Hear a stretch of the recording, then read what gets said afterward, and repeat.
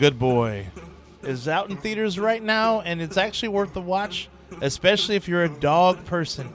I'm more of a cat person, but I can appreciate the nastiness regardless, though. And the cool part about this movie is it's actually through the dog's perspective, though. From the way it's shot and everything, I mean, it's kind of a lot of low angles. You rarely see a person's face in this movie, though. Every once in a while, though, but like I said, low angles and whatnot. It's actually pretty cool, though.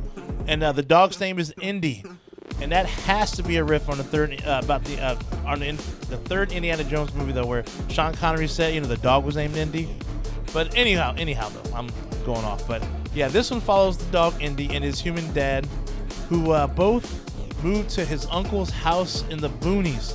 And I think it's his uncle or dad or grandfather, something like that. But anyhow, though, once they settle in, strange occurrences begin to happen, and only Indy seems to notice.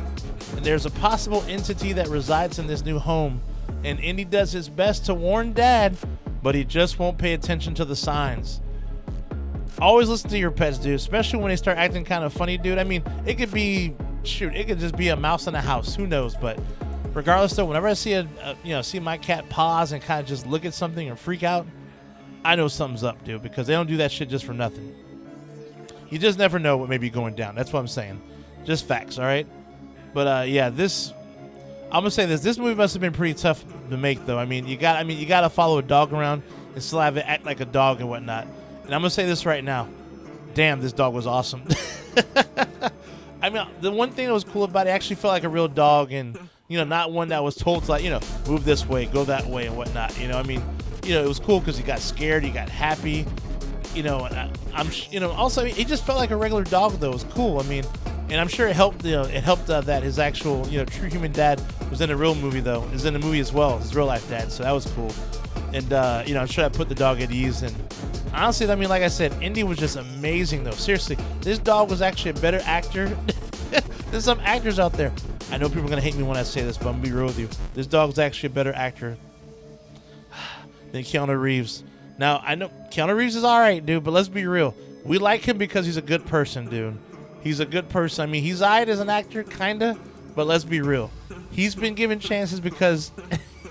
Sorry, I got to be real, dude. He's been given chances because he's a great person, a great philanthropist, and all that good shit. But he sucks as an actor. Let's just be real. But he is nasty as fucking action movies. Let's be real. Anyways, though, back to the dog, though, dude.